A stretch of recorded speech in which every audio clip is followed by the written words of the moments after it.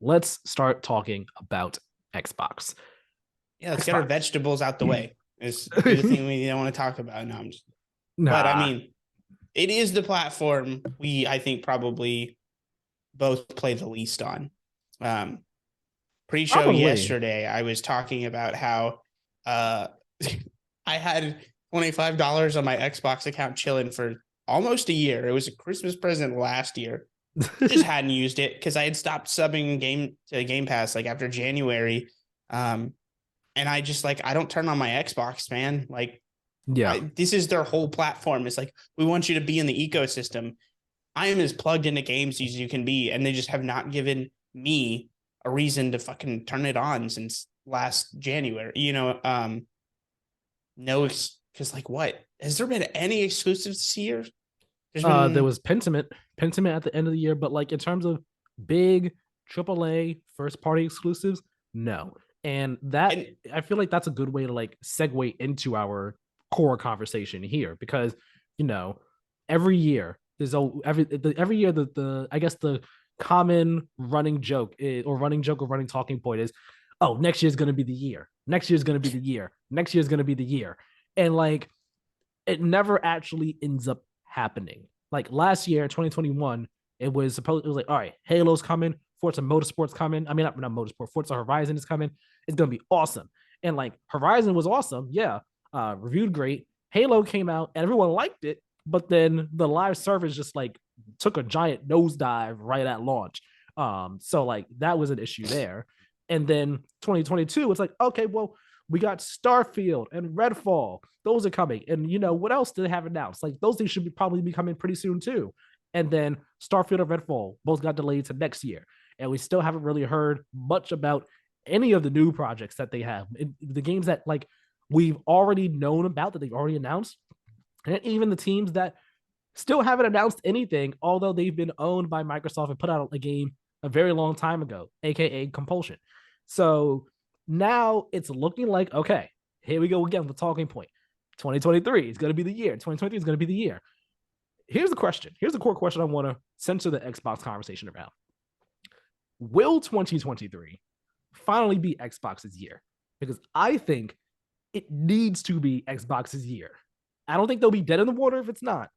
But 2023 needs to be Xbox's year in so many different ways, whether it be games, whether it be announcements, whether it be showcases.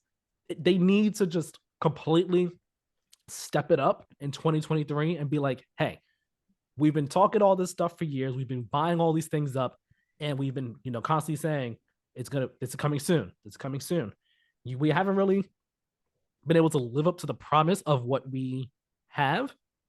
Now we're doing it. Now we're doing it with our games. You have these big games coming out from Bethesda.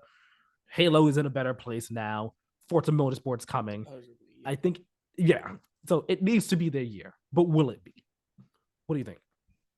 uh, that's a very it's a difficult question to answer, even though it's like simple. Mathematically, just to hedge, I'm just gonna say no, because just prove it. I guess is like I'm always the kind of person Yeah. that's like, okay, show me. Like I understand the core concept, the promise that it's supposed to be. But I love my cross medium analogies here, and it's just like it reminds me of sports, especially like in football or basketball, where it's like this prospect that's all tools. Like he's got a huge arm, he can run fast, blah blah blah, and it's like okay, well and then this will happen sometimes. You're just like you'll hear how great someone is in practice or something. And it's like all right, well fucking show us, man, because it's been 3 years and this guy can't do anything on the field, and it's like Game Pass right now is their version of, well, the quarterback can run the ball. It's like, all right, well, can he throw it? Because that's kind of his job. And so it's like, well, Game Pass, it's like, okay, but you're you're just putting other people's games out there. It's a service. It's not what you're supposed to do, which is make first party games that we all want to play. And I like when I say no, I'm not saying that like I think Xbox is going to go down in flames, but I think the year that promise, like, or even different analogy, like the prince that was promised, like I don't know if that's ever going to come true in the sense that like the way Xbox diehards want it to.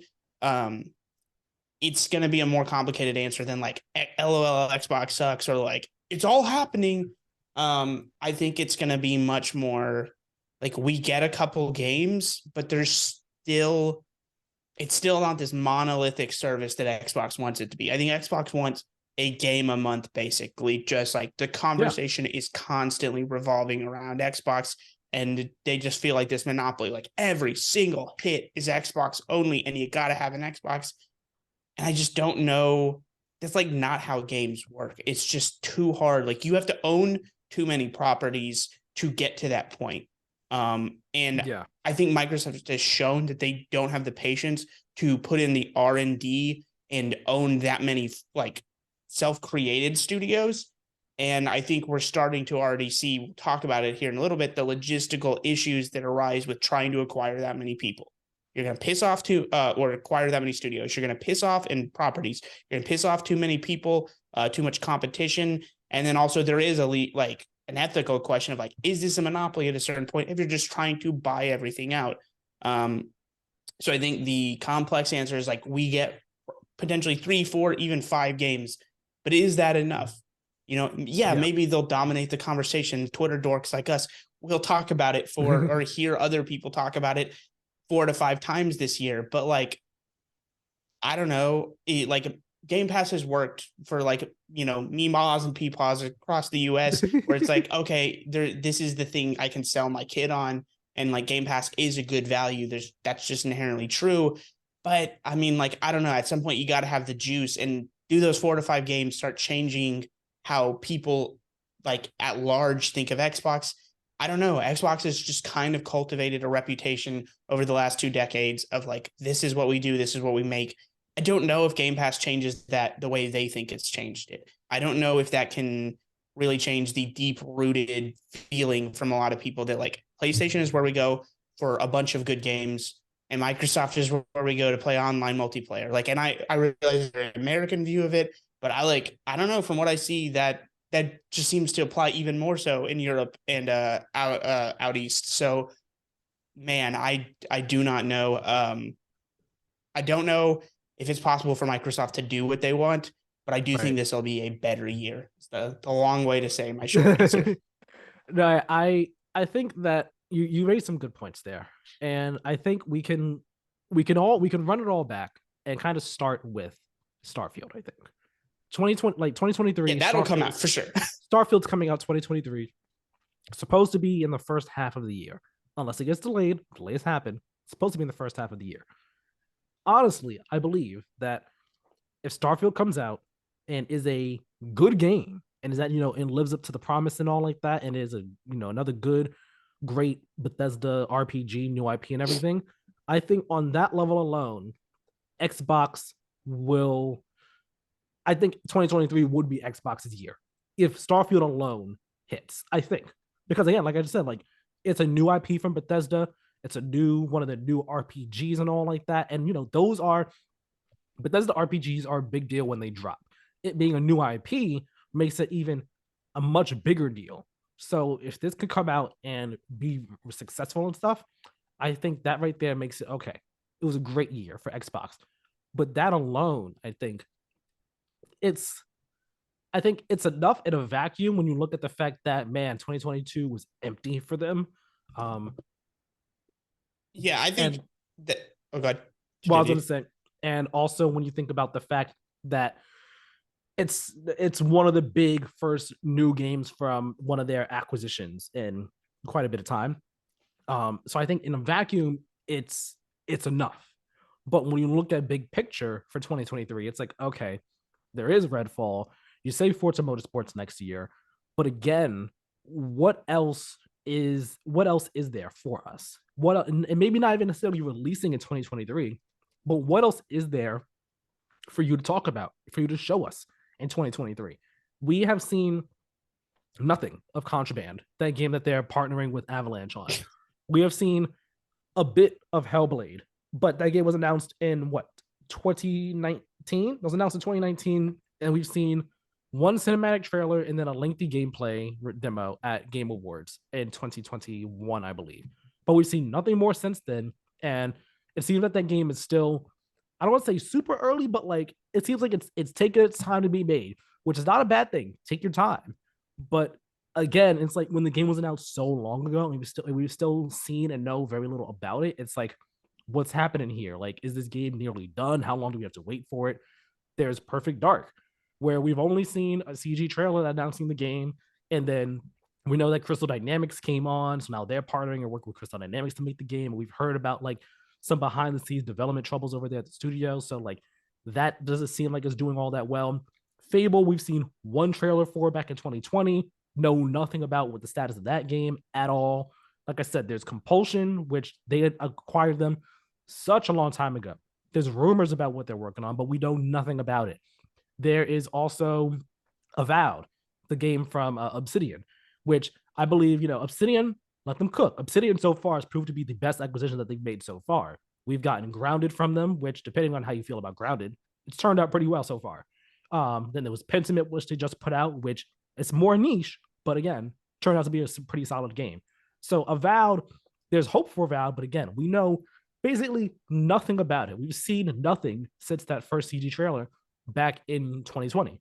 So like there's all these games that we know of that we know very little about. We haven't seen anything for. We haven't heard about in such a long time. Where are they? What's going on with them? When are we going to see those games? When are we going to be playing those games? When are we going to be hearing about other projects from your other studios? Like, what's going on over there at Xbox? Like, it is. I think they need to work on that. And if they at least give us information on each of the games that they've announced so far, right? Give us information on them. And if they can do that, then I think it'll contribute to Xbox having a better 2023 because we'll have a better picture of, okay, this is what Xbox is building up. This is what they are working on. This is what we can expect from them in the next year or so. But right now, it's just a bunch of giant mysteries and just the promise. It's like right now, it's still just the promise of it, the promise of all this greatness. But that promise is like it's a it's a rocky promise because Xbox still hasn't proved, like Sony has proved, that like They haven't even proved they're going to put those games out. That's the thing. Every time we see a PlayStation game, it's a pretty good, outside of like some famous examples of it not working with Agent, but just like yeah, really, we have to think of the examples where it hasn't happened, where right. we're talking Look at about with Everwild. Microsoft. Like Yeah. what? Like that one is just like up in the air. PlayStation, all I can think of is like Agent and Deep Down.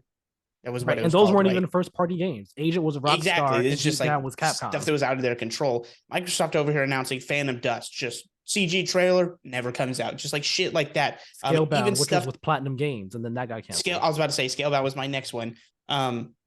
But quick before I let this thought disappears, um, is there a bigger mistake, like obvious mistake or bag fumbling in recent history than with hindsight, with obviously the benefit of hindsight, than Microsoft apparently fucking up whatever relationship they potentially had and the ability to buy out an Insomniac? Because I mean, you talk about a studio that having it. We're talking about 2021, or we're talking about 2020. Insomniac puts out a literal platform selling game in Miles Morales.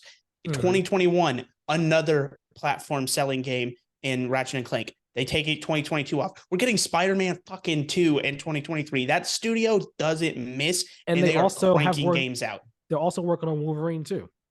And Microsoft basically courted them. They had home court. They let them make a game. And for whatever reason, Insomniac did not like working with them. And now Sony's got to, in hindsight, be like, how did we not lock that down originally? Thank God we did, because Right.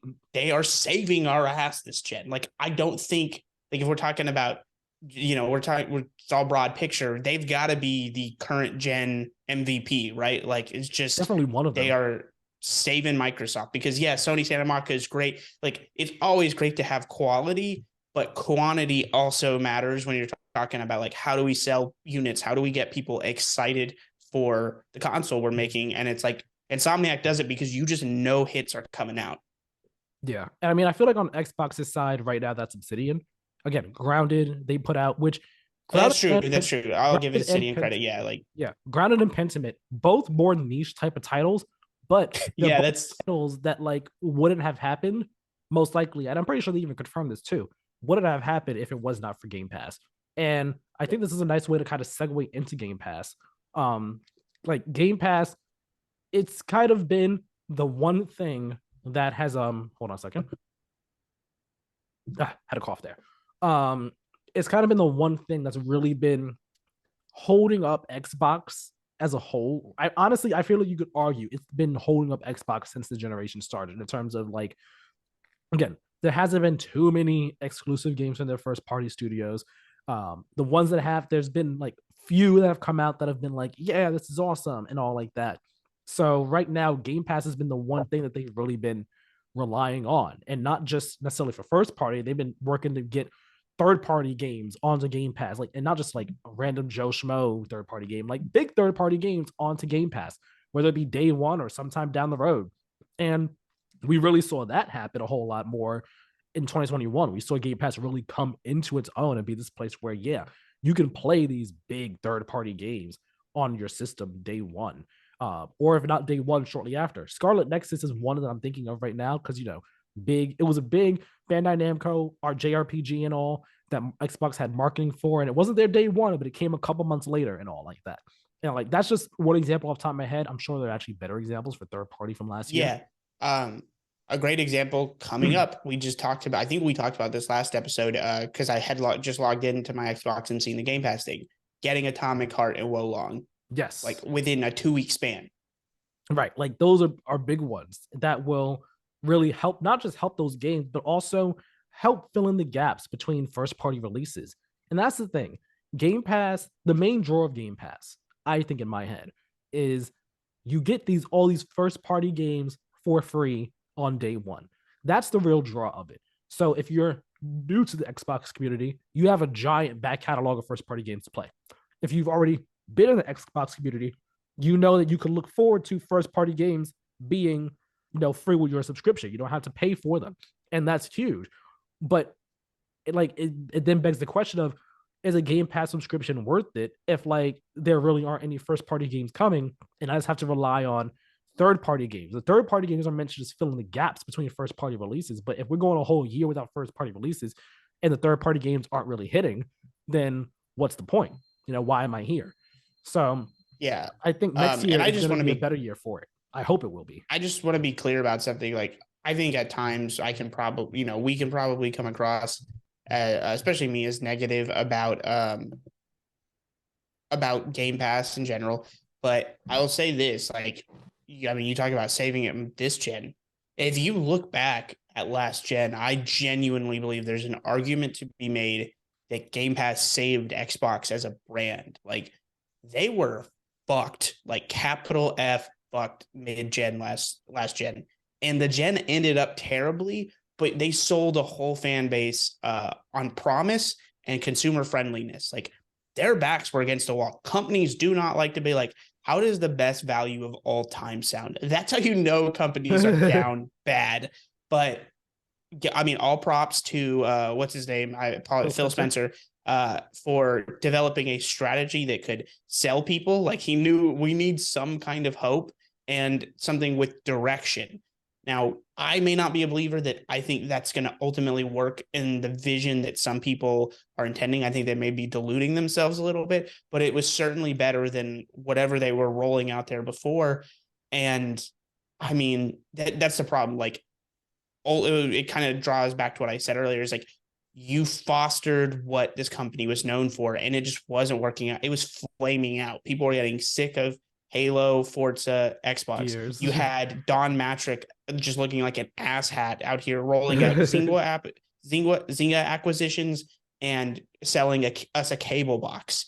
And it was just like there were no games. There was no cavalry coming. Xbox One was kind of doomed the moment it came out. And yeah, it sold units, but like it didn't sell games. It certainly didn't like it was maybe profitable for Microsoft as a whole, but like if you think Microsoft's in it for like bare minimum profits, they're not. Xbox has to like PlayStation is literally saving Sony. So like that's not going anywhere anytime soon.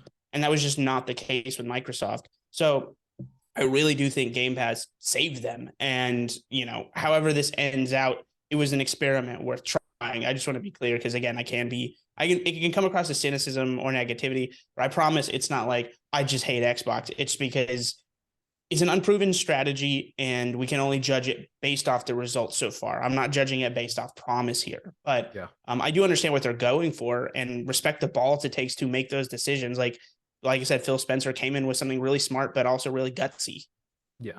Especially, considering that they're going to be raising first party games to $70 next year. So it's like Game Pass is going to Yeah. be more important, more valuable. And of course, a Game Pass price increase is going to happen at some point. Most likely, I imagine, and you probably agree with me on this, after this Activision Blizzard acquisition closes, if it closes at all. Um, Now, I feel like aside from the games, that acquisition is like the big thing that Microsoft and Xbox has to worry about for 2023. If they can land that, I think in their heads they will do a great job for 2023. I think if they can, that's what they're thinking of if they can land it. And I mean, we've kind of talked about it before, so I don't want to beat a dead horse with this topic. Um, but I mean, considering there have been new developments and all with the FTC now suing to block the acquisition and all like that, just one final check in. Do you think it's going to go through, or do you think it's not going to happen? I really thought it was just inevitable that it was going to happen. But I don't know anymore. Like, I genuinely, that's not a cop out. I just genuinely Yeah, think it's possible now that it doesn't. I'm yeah, still going to err on the side of yes, but, and here's the reason. Because we've now all of a sudden seen reports that Microsoft is like, all right, we'll make a deal that like we sell it, we allow you to sell Call of Duty basically no matter what. So I think Sony at some point just says, like, I think Call of Duty's been their whole big hang up this whole time. And I think at some point Sony realizes like we've got a leverage point. This may go through anyways. Do we want to like play like just odds wise, you got to look at it eventually and go, yeah, it's a pretty good deal. Let's just take the Call of Duty offer. So I think that'll eventually be what'll happen. I think once Sony shuts up and stops making a big deal about it, I think there's a chance that it goes through. yeah. I just like you. I used to think, oh yeah, it's most likely going to go through. As much as I didn't want it to. Um, and then this happened. I'm like, oh, maybe it won't. Now I'm not too sure. I still think it will, but even just like you, I'm just like, I think this could go either way actually at this point. Um, so yeah, I don't have too much more to say about it. I've spoken about this topic to death on this show. And I hate talking about topics to death with no new substantial information to talk about. So that's what I'm going to leave my thoughts on that acquisition at.